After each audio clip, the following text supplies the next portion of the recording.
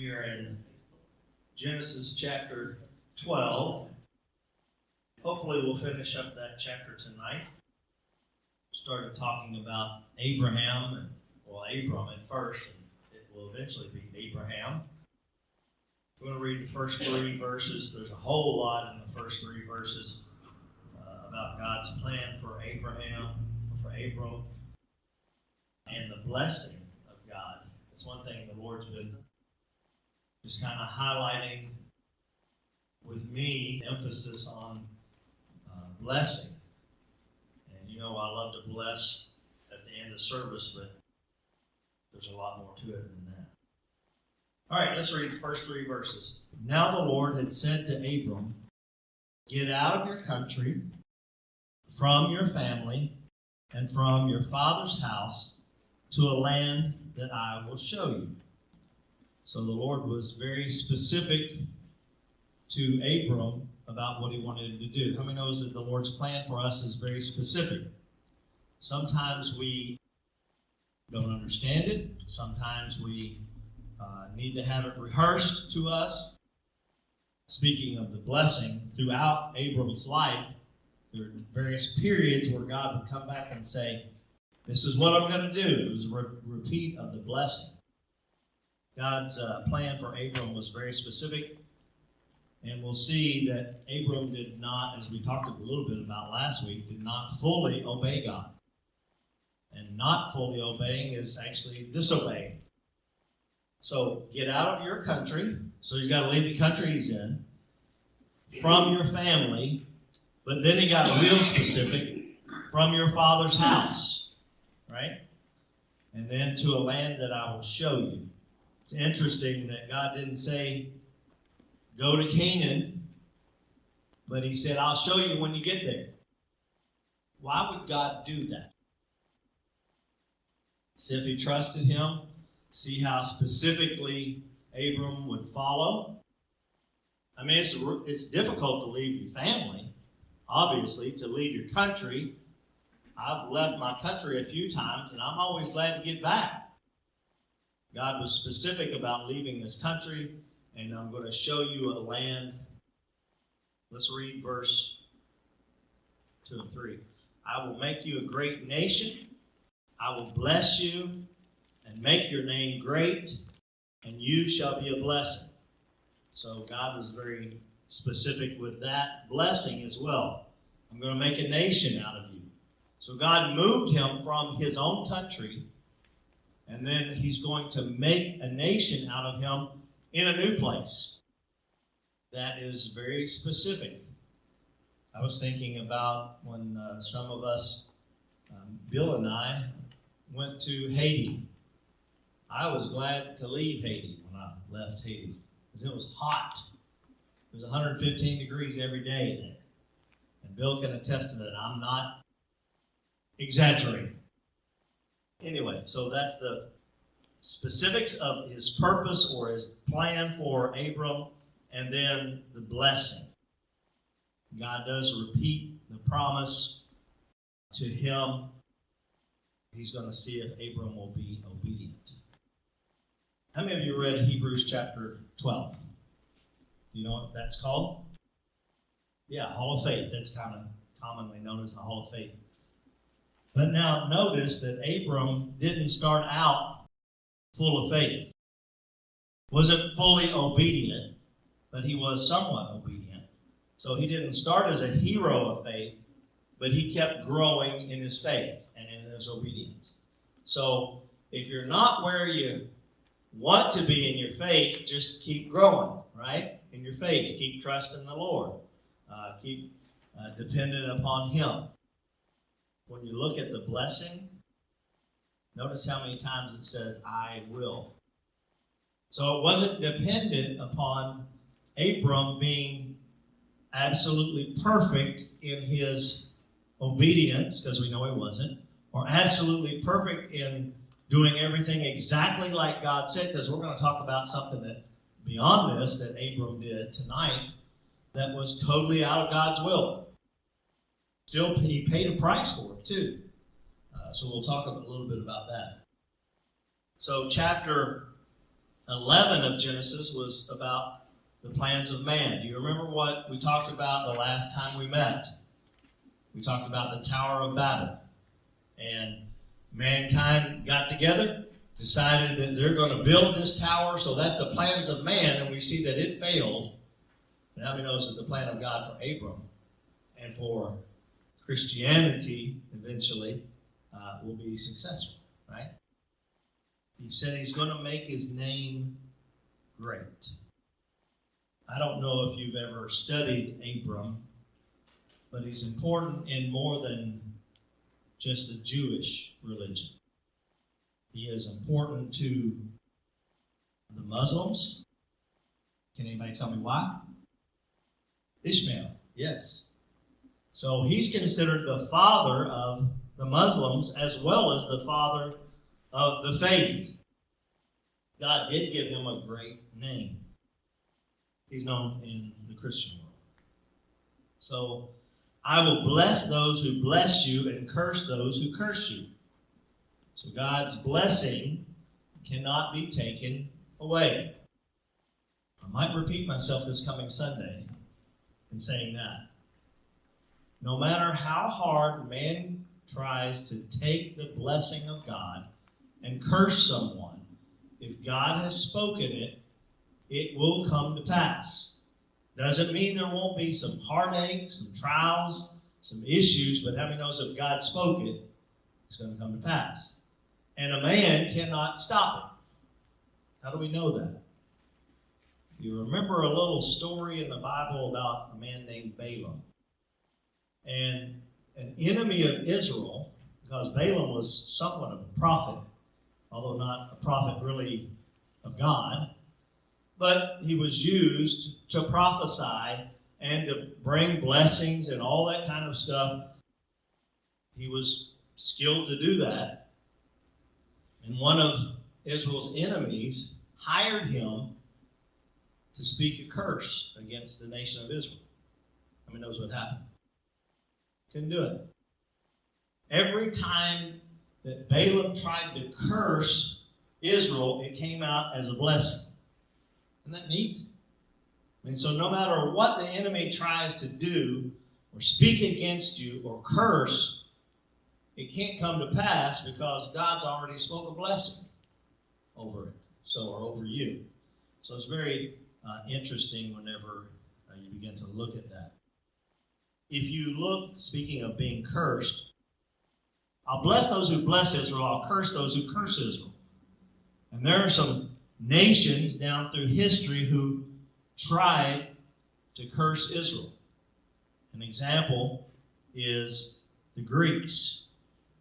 They overran Palestine, desecrated the altar in the Jewish temple, but eventually they're overran by Rome. And then Rome gets destroyed as well. So Rome falls. Spain tries to come against Israel. I mean, have you ever heard of the Spanish Inquisition? So they try to come against Israel. They're going to be unsuccessful. And then, I know you've all heard this if you've had world history of any sort. You remember a man by the name of Hitler. And he was responsible for over 6 million deaths for the Israelites. Nations that have tried to curse Israel have ended up defeated. As a matter of fact, even the Catholic Church, which tried to come against Jews in the 4th century, in the medieval period, they had also tried to do that, and they were expelling Jews from England, France, Spain. So there's a lot of history there. A lot of nations that tried to come against Israel, but they were all defeated eventually, right? And God's plan and purpose for Israel still took place. In you, all the families of the earth shall be blessed. How does God bring that about? How does God bring a blessing from Israel that's going to affect the whole earth? Through Jesus, right? So there's a foretelling or a forthtelling, if you will, a prophetic utterance here that says that through Abraham or Abram, that the whole world is going to be blessed. Do you realize how much bless or blessing or blessed is in the Bible? I just thought I would do a quick research on it, and it was 454 times that I could find, just by doing a little bit of research and Bible Gateway and just different things like that. So 454 times that God uses the word bless, blessing, blessed, whatever, like that, something like that in the Bible. So God is all about blessing, and specifically His people. When you see that, it really talks about that particular phrase, all the world is going to be blessed through Him. It indicates a missionary vision that God had that would start with Abraham and end with, not end, but continue on through Christ and runs up through today. How many knows that God wants the whole world to be saved? He does. It desires that the whole world, now not all will be saved, but He desires. So there's a missionary part of this whole plan of God, that there'll be converts, that people will be saved, that people will be discipled, that people will be baptized, the Great Commission, all of that. That's the plan of God that runs through this very important character in the Bible. It only takes us 10, 11 chapters to get to Abram in the first book of the Bible. So he's a very important character. So let's read verse 4. So Abram departed as the Lord had spoken to him. And if you stop there, it'd be great. He left. He left the country. Lot went with him. Who is Lot? His nephew. What did God tell him to do about his family? Leave him. And specifically his father's family, which is what Lot was, right? So, very interesting that we see that. And Abram was 75 years old when he departed from Haran. He didn't go directly to Canaan like he was told, and he took family. We talked about that last week. This is specifically, this chapter really goes into that. So Abram, and I know this isn't your question, was disobedient because he was commanded to go from his family, specifically his father's family, and instead he brought Lot. And how many knows that Lot was not, speaking of blessing, Lot was not a blessing to Abram. Not at all. It was trouble from beginning to end. Their men that they had working for them couldn't get along. Lot ends up, I mean, I've read this. Lot ends up, we're a little ahead of this, but he ends up in Sodom and gets in all kinds of trouble. God has to send in angels to rescue him and his family. Abram ends up also helping Lot to escape and all kinds of different things. So Lot was not a blessing. Anytime we go against God's purpose and will and plan for our life, we may experience some hardship, right? Because we're not fully obedient. So we see that. So that was part of Abraham's disobedience. So notice he's 75 years old at this particular time. And God's still saying he's going to bless him. He's going to have a prodigy. He's going to have children that will be, and he's going to be a nation, all this thing. All this is being promised by God, and he has not even one son yet. So sometimes it takes a while for God's promises, his blessings, to come to pass. We need to remember that.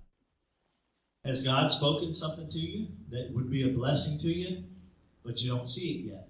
Well, don't give up, right? Keep going forward. Keep being obedient to the best of your ability. At 75, having a child was pretty close to impossible. But I read something this week where a 70-something-year-old woman was going to have a baby, 74. But not 90 and 100 for the couple, right? Like what we see. Let's read verse 5 and 6. Then Abram took Sarai, and notice those are the unblessed names, right? Those are their given names.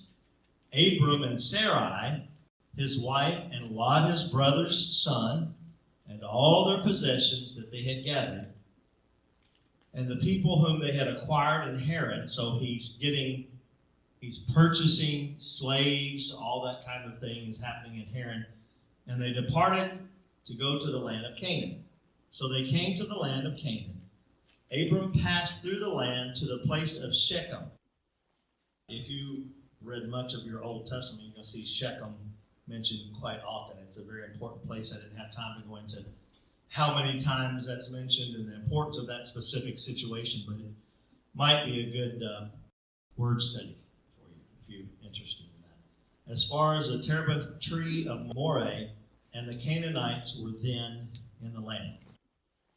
So now notice, this is speaking of Abram, and God's already saying, you're going to get this land, you're going to have it, but the Canaanites are still there. And we know from reading the Bible, but also from history, will tell us that the people that were in that land were very evil. As a matter of fact, God says, even though they're going to acquire this land, Canaan, that the iniquity of this people hasn't grown to its full place yet, in order for eventually Joshua and Israel will go in and take the land. Right? So, very interesting as we look at that. So it was the Canaanites that were already in the land. But it's going to be a while, quite a while, before they possess it. Abram comes into the land. Nobody knows him. He had come from a place that was full of idolatry. His family was probably participating in that because that's why God said, leave them, right? Because God doesn't normally tell us to leave our families, does he? Matter of fact, God's very pro-family throughout the Bible. You see that. But it was because it was a place of idolatry. Abram gets to Canaan, and he's a stranger. He isn't known at all, though he's eventually, his family, his prodigy, the nation that will come from him, he is the father of that. So Abram stops, as he's passing through the land, he stops in Shechem. The name Shechem means shoulder, like as in shoulder, right? It's describing the geography of the area. There are two hills, one called Gerazim and one called Ebal. And so if you can imagine two hills side by side, they form what is going to look like two shoulders. And so that's what Shechem means. How many can tell me, not in your questions, how long would the Canaanites remain in the land? How long will it be before Israel comes and starts taking over? You might know how long they were in captivity in Egypt? 440 years. But God's ahead of the game. God knows. So when God tells you something, it could be a while before God's promise comes to pass. So we need to remember that and still trust the Lord. Verses 7 through 9. Then the Lord appeared to Abram and said, to your descendants I will give this land. And there he built an altar to the Lord who had appeared to him. And he moved from there to the mountain east of Bethel, and he pitched his tent with Bethel on the west and Ai on the east. Have you heard of the term Ai? That's city Ai. You remember when Israel goes to conquer Ai and they get defeated, and it's just a little city. They had defeated Jericho, but something happened and somebody took gold and different things that it wasn't supposed to take, and Israel's unaware of it. They go to fight against Ai and they get run off, and lose several people who die. You see Ai mentioned here before any of that takes place. There he built an altar to the Lord and called on the name of the Lord. So Abram journeyed, going on still toward the south. Notice when Abram gets to where he's supposed to go that he builds an altar. Does that remind you of anybody who did that we discussed just a few weeks ago? He gets off the boat and he builds an altar, right? And he sacrifices. So Noah, right? Kind of interesting as we see that. Notice it doesn't say that Abram built a big house. Why? What was Israel? What did they do?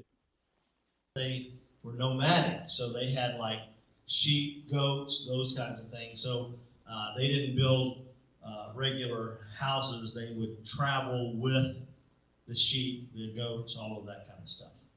They were tent dwellers. And that kind of speaks of the non-permanence of where we live. I mean, this is not your home, right? So Abram doesn't build a house, he pitches a tent. And that kind of speaks to us that even though he's promised this place, he doesn't build a big house, doesn't try to take it over. He's doing in God's timing, and he's pitching a tent. And that kind of speaks to us of, our non-permanence in this world. I'm not going to live here forever. I'll leave one day and you will too. Amen? Verse 10. Here gets to a place where Abram disobeys God again. So how many different ways has Abram disobeyed God? He didn't go directly to Canaan. He stopped in Haran. He wasn't supposed to take family. He took Lot. He also went with his father, right, initially to Haran. Now we're going to see that he does something else. Verse 10, now there was a famine in the land, and Abram went down to Egypt to dwell there, for the famine was severe in the land. Now, you may not look at this at first and say, oh, he disobeyed God. But did God ever tell him to go there? He told him to go to Canaan, right? He's supposed to stay there. Even though it doesn't look like he's large and in charge yet, or that he has any inheritance there, or any family, or anything like that, he is not to go to Egypt. There's another occasion where a family goes to Egypt, and they're not supposed to.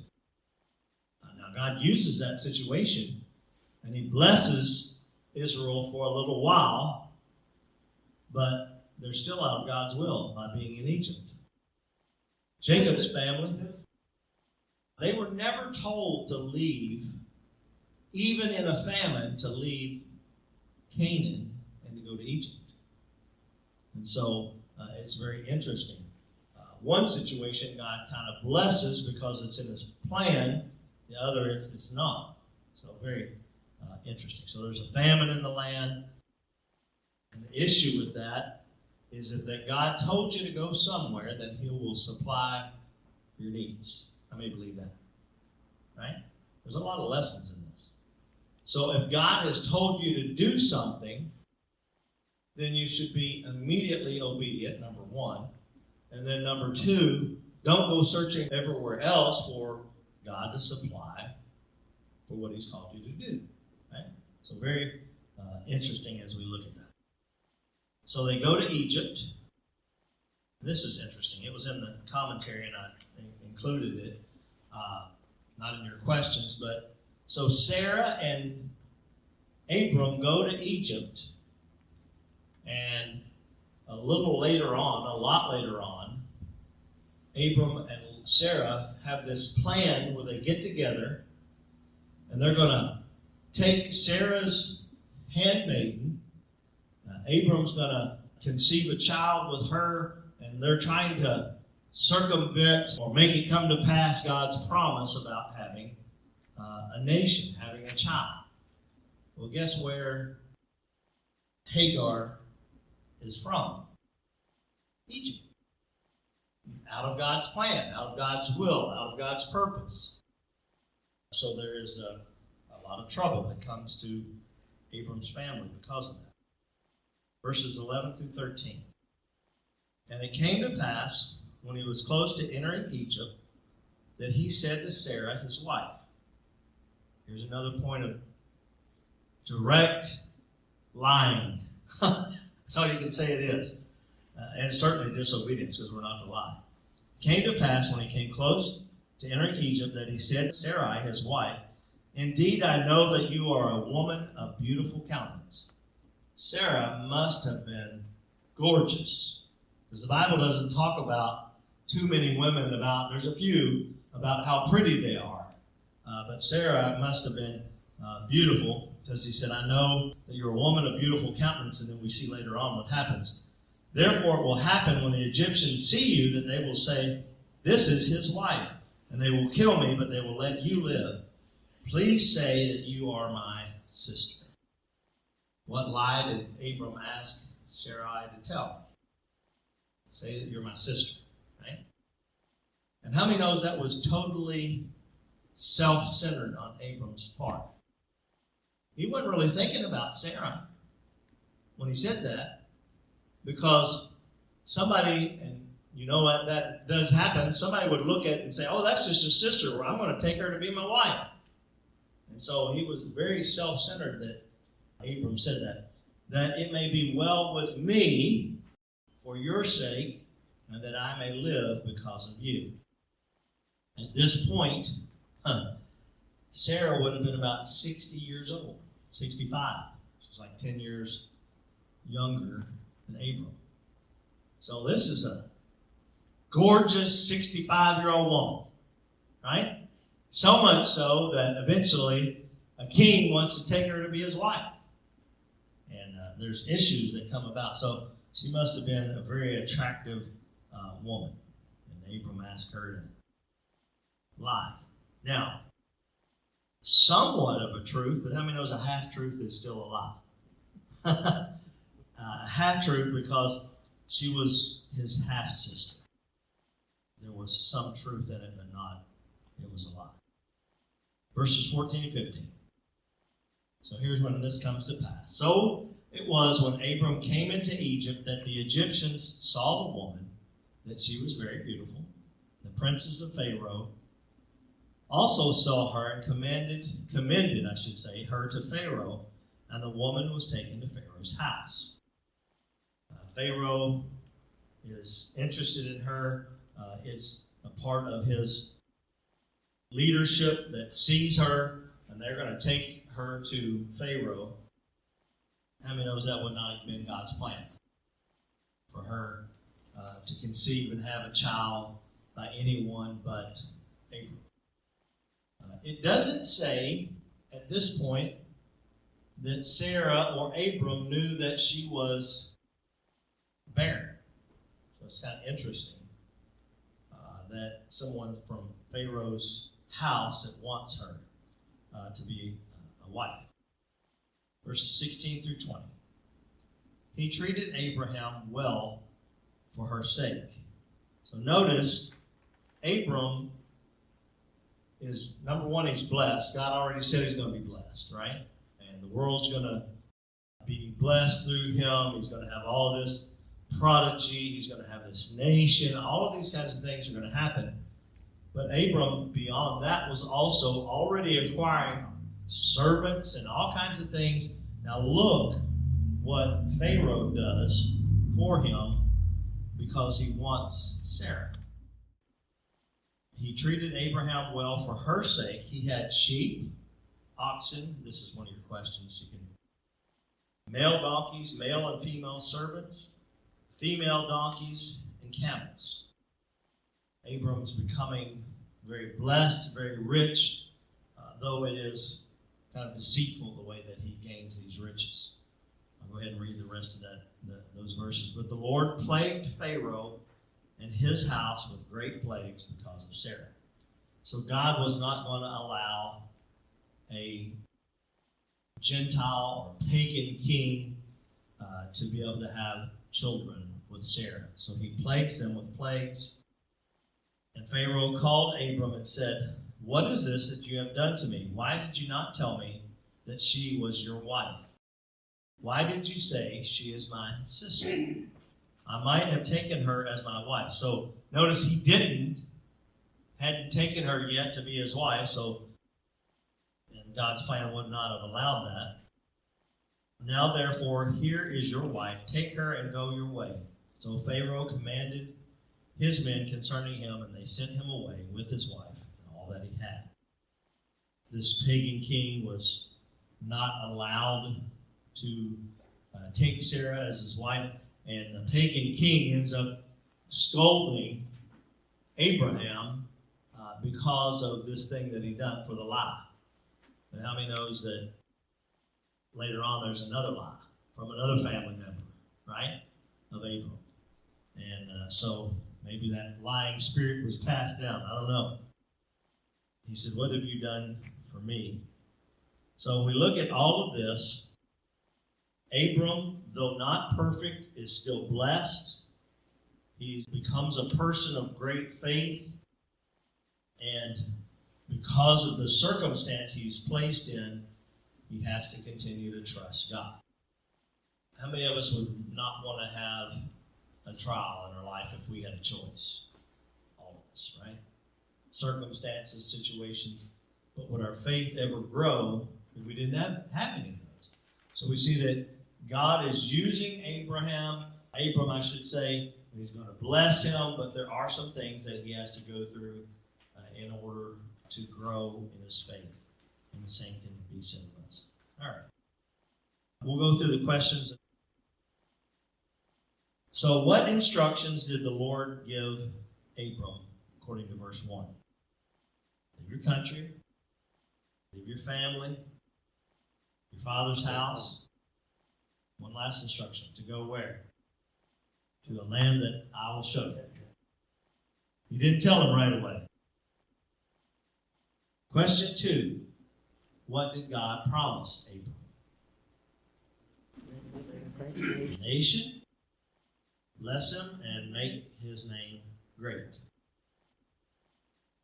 Verse 4, according to verse 4, how did Abram disobey God? According to verse 4, there's several places he disobeyed God. Took Lot with him, yes. According to verse 6, who was in the land that God promised to Abram? Canaanites. So there's going to be a fight, right? Eventually. 400 and something years later. Verse 10, how was Abram disobedient? He went to Egypt. He went to Egypt. Question 6, according to verse 13, what lie did Abram ask Sarah to tell? Say that you're my sister. What was Abram given because of Pharaoh's interest in Sarah? According to verse 16. All kinds of animals, sheep, oxen, male donkeys, female donkeys, camels, and servants. Right? And then question 8.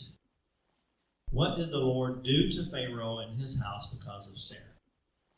Great plagues.